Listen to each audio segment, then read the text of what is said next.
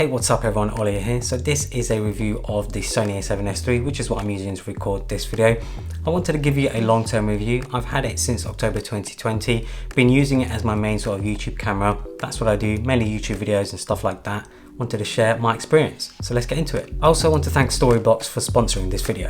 Storyblocks is the place to go to find all of your stock video, audio and images. It's perfect for content creators like myself and other creative businesses too. It has a huge library of over 1 million stock assets and is perfect for anyone looking to save time on shooting their own content or are trying to get hold of content they couldn't otherwise create themselves. You can download content in HD all the way up to 4K ProRes.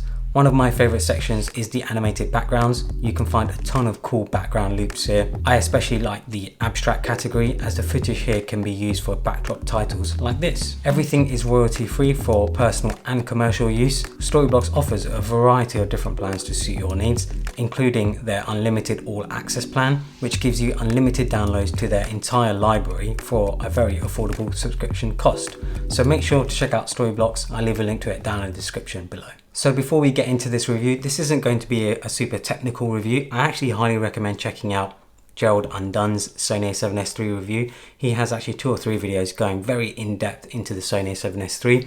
I just wanted to share my experience coming from content creation, making YouTube videos and things like that. That is my main use case for this camera, and I was looking for a camera that's pretty much an all-rounder, and I think the Sony A7S III is that camera. One thing I do want to cover, and I've had a lot of questions about, is the actual photo capabilities of the Sony A7S III. Photo capabilities are amazing. It's what you'd expect from any other Sony camera, but the resolution obviously is only 12 megapixels, which isn't really that high for photography. So I feel like Sony aren't targeting photographers with this camera. I feel like they're targeting more of the sort of cinematography side of things, making videos and stuff like that. I feel like that is who the Sony A7S III is targeted at, people who make video content like myself. So let's get into some of my favorite features. The autofocus. Now, being a one-man team like myself, I don't have someone behind the camera always adjusting the focus. I need a camera that can have good autofocus, and the Sony A7S III probably has the best autofocus that you can find in any camera right now. I need it to stay in focus when I'm shooting A-roll like this, so if I get further away, it will always focus on my eyes. If I get closer, very nicely focused on my eyes, and that's what I love about this camera. The eye tracking and the face tracking is just absolutely sublime. I have full confidence that the camera will keep me in focus. I don't have to keep looking back at my screen to make sure that I'm in focus. The autofocus also comes in very handy when I'm doing B-roll. I do a lot of product reviews, so I'll bring products into the frame. I'll bring them closer to the lens, further away from the lens, and I know the camera will have no issues with focusing. I also do a lot of handheld shots, and I don't want to be manually adjusting the lens to make sure that it's in focus. I know that I can trust the camera to keep it focused when I'm doing handheld shots as well. 4K 120 FPS. Now, this isn't a feature that I was actually too concerned about. I wasn't too bothered about having 4K 120 FPS. But now I'm wondering how I went without it. Shooting 120 FPS when using the camera handheld makes shooting products an absolute breeze. When combined with the fantastic autofocus like I mentioned earlier, I can move simply side to side to get really nice and smooth B-roll. I output all of my videos in 24 FPS. So if I shoot in 120 FPS, that means I can slow it down 5 times to get back down to 24 FPS.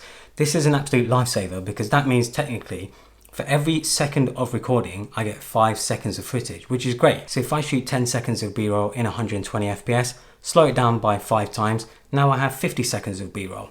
Just amazing. It really makes my workflow much quicker when it comes to shooting anything really in slow motion. One thing to note though, that there is a slight crop when shooting 120 FPS in 4K, but it really hasn't been an issue for me. I've never really thought, hey, I wish this shot was wider. Picture profile and grading. So I shoot in S-Log3 and S-Gamut 3 Cine, which is under PP8.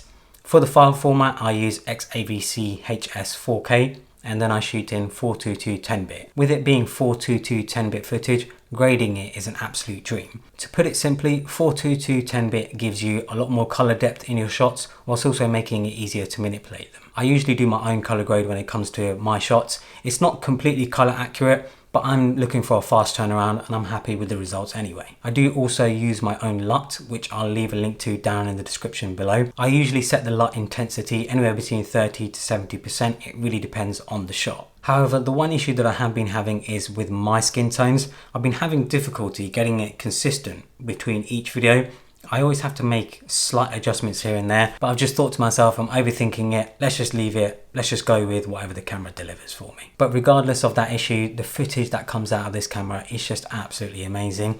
I can have so much control over the look of a shot. It makes it super easy for me to get the clean look that I try and achieve in all of my B-roll, and the dynamic range is fantastic. It's what I feel like gives you that cinematic look. The flip out screen. I'm so glad Sony have at last implemented the flip out screen. I don't know why it took them so long. It's just such a useful feature to have, especially when you're doing A-roll. Just being able to quickly see yourself, make sure you're in frame is so useful.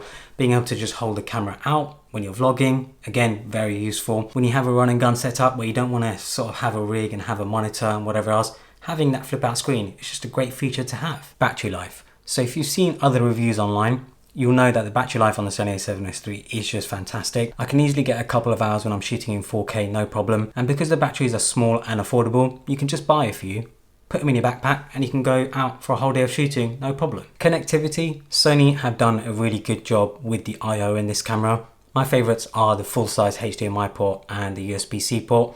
The USB-C port is so useful. As long as your battery is already charged, you can plug a USB-C cable into the camera, plug that into the mains, and then you have all day battery life. You don't have to mess around with any of the power, don't have to mess around with any of the batteries. It's fantastic. The full-size HDMI port makes it much easier to just find your standard HDMI cable, and it's also much stronger and tougher than a micro HDMI port. I've lost count how many micro HDMI cables I've broken. They're just so small and so fragile.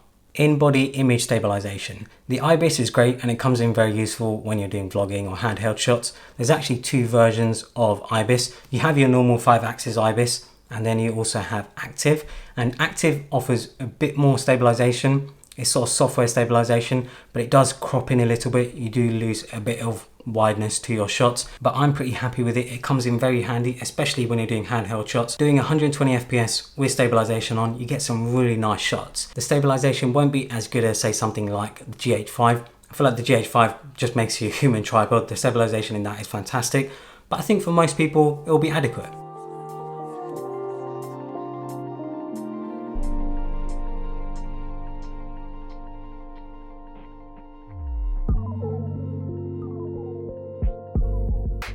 So there are a few things that I don't like. Changing frame rate is more hassle than it should be. To change frame rates, I either have to go into the menu, into my custom menu or whatever else, or I have to change the mode itself.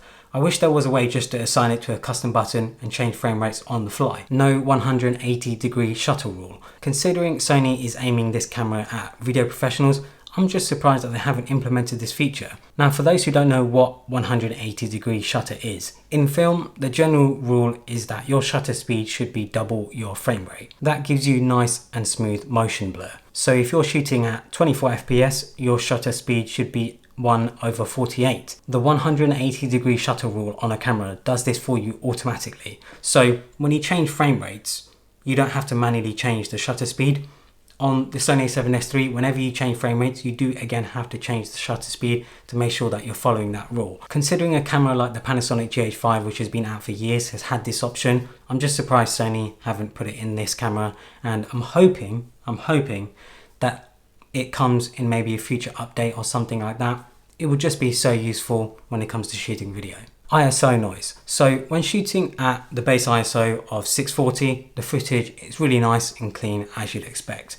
The problem is when you start going over 1600, I found the footage just has noticeable noise in the darker parts of the image. Now, one of the best ways to avoid this is to overexpose, but you're not really told this anywhere. The only way I found this out was actually seeing other reviews online of people saying to overexpose to get rid of the noise when you're using higher ISOs. I just wish this was a bit more clear. I found myself more often than not just going straight to 12,800 ISO due to the dual native ISO feature. At 12,800 ISO, the footage is just so much cleaner. So is it worth it? Currently, the Sony A7S III really has very little competition. It has the best autofocus, it does 4K 120 FPS, it delivers 422 10-bit footage, it has a flip out screen, it has great IBIS, and it has great battery life. As a whole rounded package, I really do think the Sony A7S III is 100% worth it. You just won't find anything else out there that's so well rounded, that has all of these great features all in such a compact package. I actually love it so much that I am going to be buying another one at some point, which I'll be using as a backup cam or a B cam. So before I finish this video, I did want to cover some of my favorite Sony A7S III accessories and stuff that I use to rig it up. So the first one is the cage. So I actually have two cages. I have the small rig one, which is currently on the camera, and then I have this Ulanzi one. The Ulanzi one's actually really nice. I think a lot of people obviously know of small rig, but this Ulanzi one is really nice. They're very, very similar. I think the Ulanzi one has a nicer finish to it. It doesn't have as many holes on the top, but there is an additional cold shoe mount as well. But yeah, again, they're both very similar. They also have 2 points of mounting, which makes them very sturdy. But whichever one you go with, I think you'll be happy with either. The top handle is actually from the same company, Ulanzi, but they also go by the name of UU Rig. And yeah, this is great. It just goes into a cold shoe mount. Very useful if you're just carrying a rig around, whatever. There's also the side handle. I absolutely love this thing. And yeah, this is actually really, really useful. I didn't realize how useful this would be until I started using it. I have it hooked onto the side of the A7S III, and it just makes doing handheld shots, holding the camera, much easier. And also, because it's made from walnut, it's really, really nice. Very luxurious feeling and very well built as well. Expensive, but I'd say 100% worth it if you're looking for a very sort of steady camera setup. When it comes to my favorite monitor, I really like the Portkeys P6, and there are two main reasons why I like this. First one being how slim it is. Very compact for a 5-inch monitor. I don't think there are many others out there as slim as this, and also very lightweight. Some monitors are quite heavy, and once you put them on the camera, it does make the camera top heavy, especially when you put a battery on the back, because you got to remember you have to put a battery in the monitor. So this is a very nice lightweight rig, and I can put a slim, I think it's MPF battery on the back, and yeah, no problem. HDMI port. It also has a HDMI out, so you can connect it to another monitor if you want to. Has a USB port, and it also has a DC port too.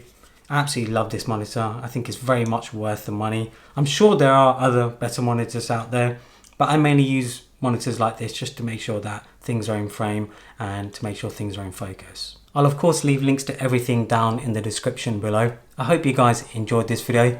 Like it if you liked it, follow me on Instagram and Twitter, and subscribe for more.